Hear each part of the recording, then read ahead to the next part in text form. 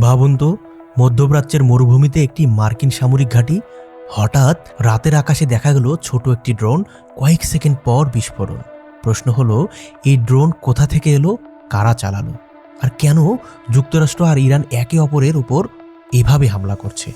আজ খুব সহজ ভাষায় জানবো, ইরান কি অস্ত্র ব্যবহার করে, যুক্তরাষ্ট্র কি অস্ত্র ব্যবহার করে, আর কিভাবে তারা একে অপরকে আঘাত করছে।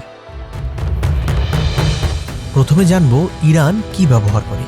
ইরান এখন ড্রোন তৈরিতে অনেক এগিয়েছে, বিশেষ করে এমন ড্রোন বানায় যেগুলো একবার লক্ষ্যবস্তুতে গিয়ে নিজেই বিস্ফোরিত হয়। এই ধরনের ড্রোনকে অনেক সময় কামিকাজে ড্রোন বলা হয়। ইরান সরাসরি না গিয়ে ইরাক বা সিরিয়ার নিজেদের সমর্থিত গোষ্ঠীগুলোর মাধ্যমে এসব ড্রোন হামলা চালায় মার্কিন ঘাঁটিতে, কারণ এতে ইরান সরাসরি দায় স্বীকার না করেও চাপ তৈরি করতে পারে। রকেট, অনেক সময় ছোট পাল্লার রকেট ব্যবহার করা হয়। একসাথে কয়েকটা রকেট ছুড়ে দেওয়া হয় মার্কিন ঘাঁটির দিকে।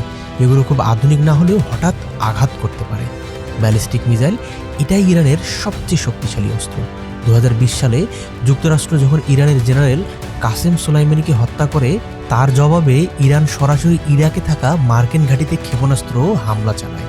এই হামলা ছিল প্রকাশ্য এবং সরাসরি। এবার আসা যাক যুক্তরাষ্ট্র কি ব্যবহার করে। ড্রোন হামলা। যুক্তরাষ্ট্রের বিখ্যাত ড্রোন হলো MQ-9 রিয়াপার। এই ড্রোন আকাশে অনেকক্ষণ উড়ে থেকে টার্গেট খুঁজে বের করে তারপর খুব নিখুঁতভাবে হামলা চালায়। জেনারেল সোলাইমানিকে এভাবেই ড্রোন হামলায় হত্যা করা হয়েছিল। যুক্তরাষ্ট্রের কাছে অত্যাধুনিক যুদ্ধ বিমান আছে। যখন মার্কিন ঘাঁটিতে হামলা হয়, তখন যুক্তরাষ্ট্রের আকাশ থেকে পাল্টা হামলা চালায়। টার্গেট করা হয় ড্রোনের গুদাম, রকেটের মজুদ, অস্ত্র ভান্ডার বা কমান্ডো সেন্টার। আকাশ প্রতিরক্ষা ব্যবস্থা, শুধু হামলা নয়, নিজেদের রক্ষা করতেও যুক্তরাষ্ট্র শক্তিশালী। মার্কিন ঘাঁটিগুলোতে থাকে প্যাট্রিয়ট নামের মিসাইল প্রতিরক্ষা ব্যবস্থা। যদি কোনো রকেট বা ড্রোন আসে, তাহলে সেটাকে মাঝ আকাশেই ধ্বংস করার চেষ্টা করা হয়। এখন প্রশ্ন আসে, তাহলে তারা কিভাবে একে অপরকে আঘাত করছে? খেয়াল করুন, এটা সরাসরি বড় যুদ্ধ নয়। ইরান সমর্থিত গোষ্ঠী ড্রোন বা রকেট ছুড়ে মারে মার্কিন ঘাঁটিতে। যুক্তরাষ্ট্র জবাবে বিমান বা ড্রোন দিয়ে তাদের ঘাঁটি ধ্বংস করে। এরপর কিছুদিন উত্তেজনা পড়ে, আবার পরিস্থিতি একটু শান্ত হয়। এভাবেই চলছে চাপ সৃষ্টি আর পাল্টা চাপ।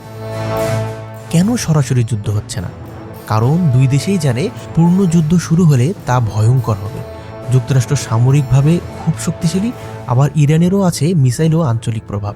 তাই দুই পক্ষই সীমিত আঘাত করে বার্তা দেয়, কিন্তু পুরো যুদ্ধ শুরু করে না।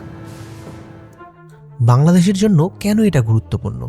কারণ মধ্যপ্রাচ্যে উত্তেজনা বাড়লে তেলের দাম বাড়ে, জ্বালানির খরচ বাড়ে, আমাদের অর্থনীতিতে চাপ পড়ে, প্রবাসী বাংলাদেশিদের ওপর প্রভাব পড়ে।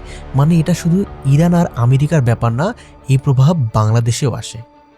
আপনার কি মনে হয়, এই ড্রোন আর মিসাইল যুদ্ধ কি একদিন বড় যুদ্ধের রূপ নেবে, নাকি এইভাবেই সীমিত হামলা চলতে থাকবে? কমেন্টে আপনার মতামত জানান, ভিডিওটি শেয়ার করুন। কারণ বিশ্ব রাজনীতি বোঝা মানে ভবিষ্যতের ঝুঁকি বোঝা।